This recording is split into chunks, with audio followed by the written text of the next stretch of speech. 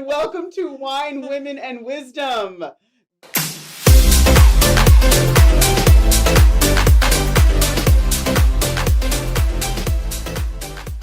I just said I don't with box wine and all that other kind of stuff, but like I drink this wine all day long.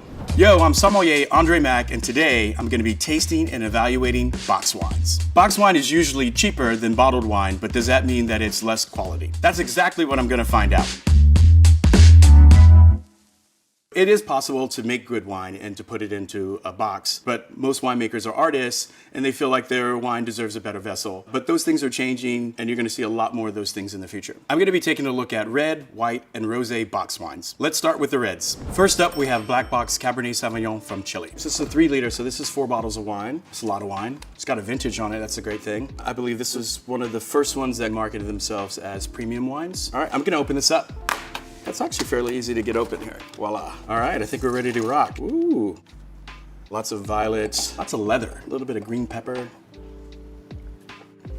I brought my little spittoon with me today.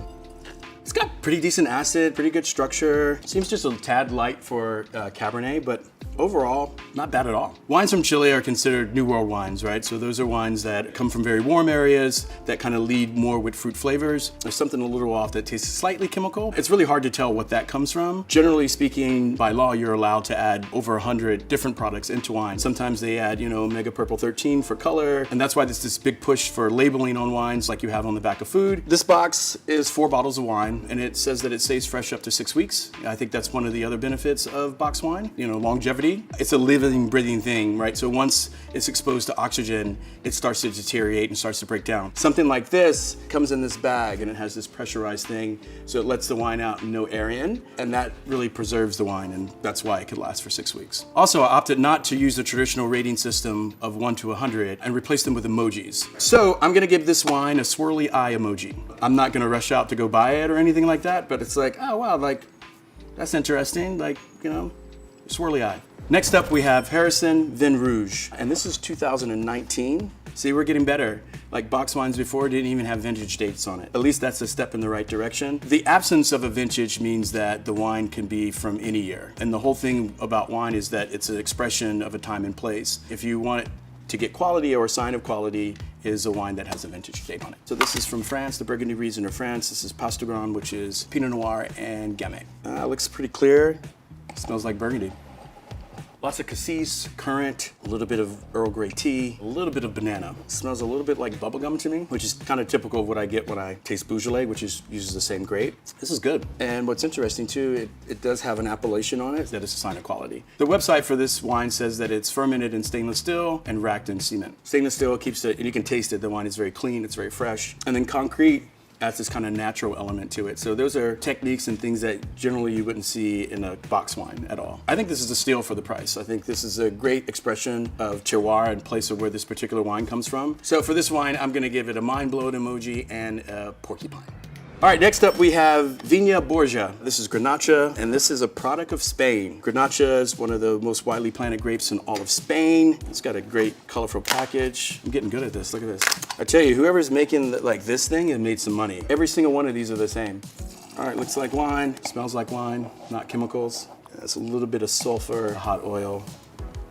So you kind of hear me like make that noise, kind of like I'm gurgling or sucking air over the wine. Generally, I'm just aerating the wine. Pulling air in helps amplify the taste. All right, so first off, I would say the wine is hot. When I say that, it's high in alcohol, so it's like this kind of burning sensation in my mouth. Look at the alcohol level on the back of the box. It says it's 14.5%. That's pretty high, and you can taste it. I would probably put this wine in the refrigerator for a little bit to tone down the elements of alcohol, but that's the first thing I get. Now, this is an example of a dry wine in layman's terms, meaning that this has that drying effect in your mouth where it kind of like sucks the moisture out. I find it to be pretty spot on. I've always thought Spain had put out, lots of great quality wines under $15, and this seems right on par with those. Emoji rating is a big fat thumbs up.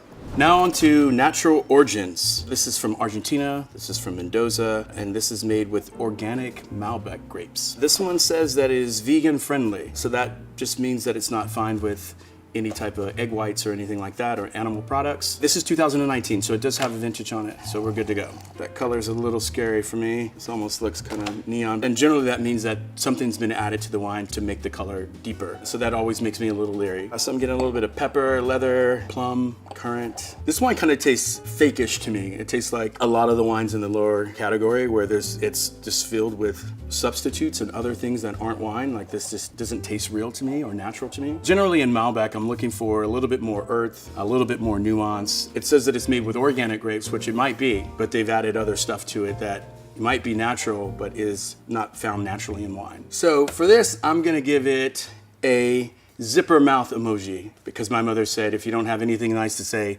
do not say anything at all. This is Wineberry Domaine Le Garrigon, Côte d'Aron 2019. So this is from the south of France. And if you look closely, they'll actually tell you what's in it. So it's 60% Grenache, 30% Carignan, and 10% Syrah. So this looks real deal here. I'm gonna turn it this way. All right, we have wine. Beautiful dark color. Look at that, professional, you see that?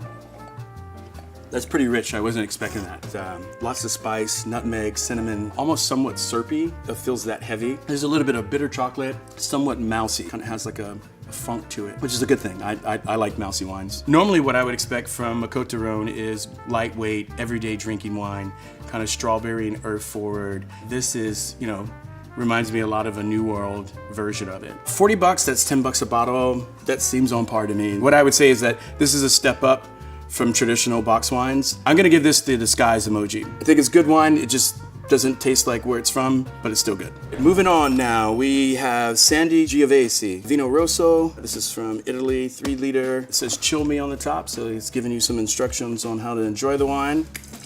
There we go. Slightly earthy, with a little bit of dirt, strawberries, violets, a little bit of cherries. I drink this wine all day long. Tastes like real wine to me. Lightweight, it is pretty juicy, good acidity. This is pretty cool. Like it's like kind of a no-brainer. It has some complexity, but you're not like thinking about it, right? It's $34 is kind of expensive, but like this is pretty much a knockout. Well worth the money, in my opinion. You know, if I was gonna make a wine in a box, I would aspire to make something like this. This wine I'm gonna give a rock star emoji. All right, coming up is Bandit Merlot from California. This is an alternative package, I believe. I think this is called a Tetra Pak. No bag in here. I think it's lined with something in the inside. This says this is from California, but it's really interesting as I smell it. It definitely gives off, you know, some qualities of Old World. There is fruit coming out of the glass, but there definitely is a little bit of florist floor, dried leaves. Oh yeah, and so after tasting it, it's definitely California. And just to say that it is ripe, it's round, it's rich. It's a little light in that sense. I was expecting it to be a little bit fuller because it is from California, but it does remind me of Right Bank Bordeaux from France. Those wines tend to be Merlot heavy. This is pretty interesting for $7. I feel like it does give a little bit more nuance to the wine. A little too ripe for me and a little too heavy-handed on the alcohol, but other than that, it's pretty decent. For a $7 wine, I would be impressed if I got this. I'm gonna give this a smiley face emoji. Next up, we have Block Red Wine. This is Syrah from Australia. No vintage. Should be interesting. This is the grape that Australia is known for, called Shiraz. Exact same thing as Syrah, just there they call it Shiraz. I think the Australians did a really great job at marketing Shiraz. It's actually easier to sell a bottle of Shiraz than it is to sell a domestic bottle of Syrah. Smell a little white pepper, raspberry, currant, a little bit of nutmeg. I guess like initial thoughts is wine is pretty alcoholic, heavy in alcohols. That's kind of consuming mostly everything. It almost tastes madderized, so it tastes like it's been affected by heat or drying out. It tastes almost raisiny, and generally you get that from some high alcohol wines. It tastes old, and not old in a good way. It's not pleasurable. So I'm turning it over to look at it. Sometimes it's one way to be able to tell the age in a wine. If you turn it over on its side, as red wines age, they tend to get lighter in color. So if the rim, which is called the meniscus, starts to turn brickish or fade in color, that means that the wine is old. There's really no fading here. It has a watery meniscus rim, which means that the wine is young. That would tell me that the wine is flawed in some way. It seems like it was maybe affected by some type of heat damage or something like that. And that's just me giving them the benefit of the doubt. Generally speaking, Shiraz is a little bit more uplifting, has a little bit more pep in its sap, and a little bit like more like pepper and like these undertone notes to it. This just tastes, you know, like psh. I'm gonna give this wine a Pinocchio nose emoji. Nice try. Next up, we have the Boda box, and this is Nighthawk Black. This is their lush Pinot Noir. Boda is from the traditional Spanish goat skin pouches that used to carry wine. This is 50 wine enthusiasts best buys, and they have over 50 gold medals. Let's see if it stands up. It smells a little dank, a little wet cardboard. That's not drinkable. What else? What else you want to know? What else you want to know, bro? I'm not tasting it again. I'm seriously. I'm not trying to be. I'm not.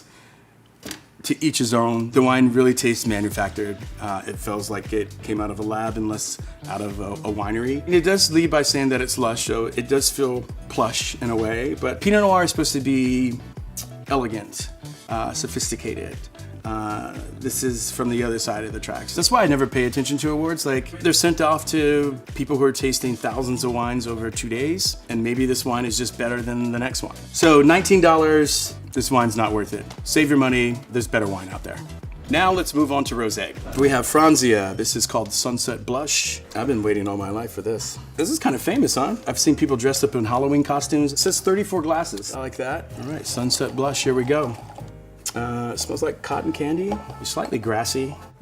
It's no real acid. It's kind of all up in the front part of my palate. It's not cloyingly, like overly sweet and thick, but it just feels like it's sweet for no reason. When I taste the wine and kind of put it into my mouth, I'm trying to see if it coats the inside of my mouth, how long it lasts. All of those things are kind of a sign of quality. And so when I say it's in the front part of my palate, that's just another way or a roundabout way of saying that the wine has no finish. It just kind of just shuts down and you don't get anything on the back end. If you like sweet wine, $13, this could be your jam. I'm gonna give it this squiggly face, kind of squiggly mouth kind of thing. So next up we have Verac. This is Rosé 2020, and this is from the Mediterranean, France. All right, that looks like rosé, pretty pale. Smells a little fishy, a little bit of raspberry. So very dry. There is a little bite of alcohol to it. I see this is interesting. It says anywhere from 12 to 14% alcohol. Thinking that it's probably leaning more toward the heavier side. This is a dry style rosé that's heavy-handed on the alcohol, that doesn't have really much to give fruit-wise besides that. So for this wine, I'm gonna give it the thinking emoji, the Not sure what's going on here. All right, let's switch over to the white wines. This is Splink. This is Gruner Veltliner. This is from Austria. There's a vintage, 2019. We're heading in the right direction. Temperature can mask like flavors and stuff like that. The best way to evaluate white wines to me is at room temperature. You can't hide any flaws or anything like that. Actually, it's a little bit more red apple here. Maybe some spearmint. Man, that tastes like Gruner Veltliner. Really great acidity, this really kind of great minerality.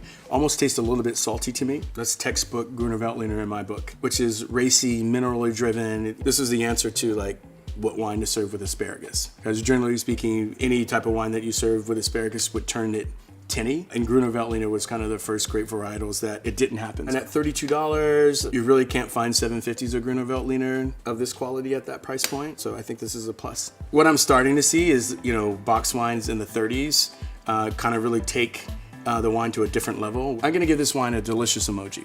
This is Barefoot on Tap. This is their California Riesling, and they are the most awarded wine brand, US competitions only. So I noticed that it's 8% alcohol, but generally this is Riesling, so I'm expecting it to be sweet, so that 8% and sweet Riesling kind of thing makes a difference to me. So I'm like, hoping that it's sweet. Smells sweet. Apples, pears. Oh yeah, it's sweet. Doesn't taste bad. There's no minerality for me. Like, there should be some element of sweet, should be some minerality there, and then there should be acid. This wine gets the sweet, but it's lacking in the two other things. Something like Riesling really thrives in cooler weather. So if you look at all the benchmark countries that make that wine and made that grape what it is, they're generally in cooler climates. I think California does a better job at Riesling than what this represents. For $18, I'd much rather buy, a great bottle of, German Riesling. I'm gonna give it the clown emoji. It's a circus. Next up is called Maison Cubi. This is Sauvignon Blanc. This is a product of France, and it's from 2020. It looks like Sauvignon Blanc. Smells like Sauvignon Blanc. I always think of Sauvignon Blanc as being one of the most distinctive smelling wines in the world. As soon as you smell it or know what to smell for, you automatically know what it is. So this is like just really grassy, herbaceous, followed by a little bit of like grapefruit, not a lot.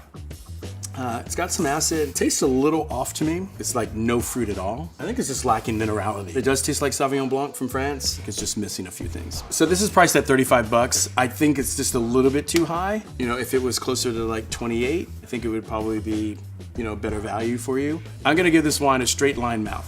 All right, so next up is the Big Sipper. This is California Chardonnay. No vintage. This is a little bit bigger than the standard boxes that we've been looking at. This is a 5 liter. Do you think it's gonna be buttery and oaky from the packaging? It smells like Chardonnay. It smells like oak, vanilla.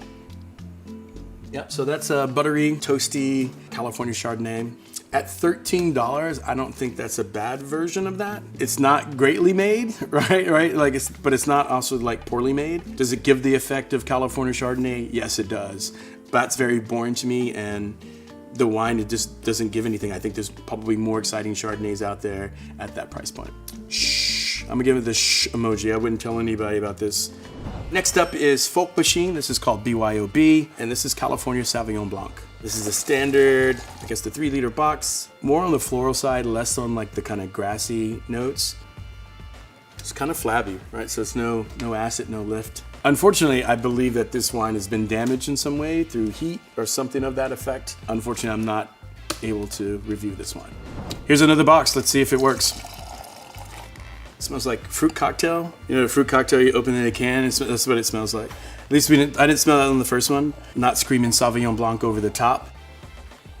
This definitely tastes better than the last one. This kind of like this concoction of fruit that wasn't present in the previous box, but the overall style seems to be a little bit muted for me. It's made in a way that there's quality, but there's something affecting it that I can't really put my hand on. I feel like I'm missing something here, and I'm gonna give this wine a teary eye emoji. I guess my opinion has been changed on box wine. It wasn't like I hated them or anything like that. It just wasn't the realm in which I played in. I would probably say that I'm more impressed by that, what's being put in a box. Yeah, the Sangiovese by far was my favorite wine of the day. I would buy it and sell it in my store, and I would drink it if it was at a party. I think it just kind of over-delivered on what could be put in a box. Things are on the rise for box wines. I think the quality's there, you have winemakers that care, and I'm super excited about the future of box wine, and you should be too.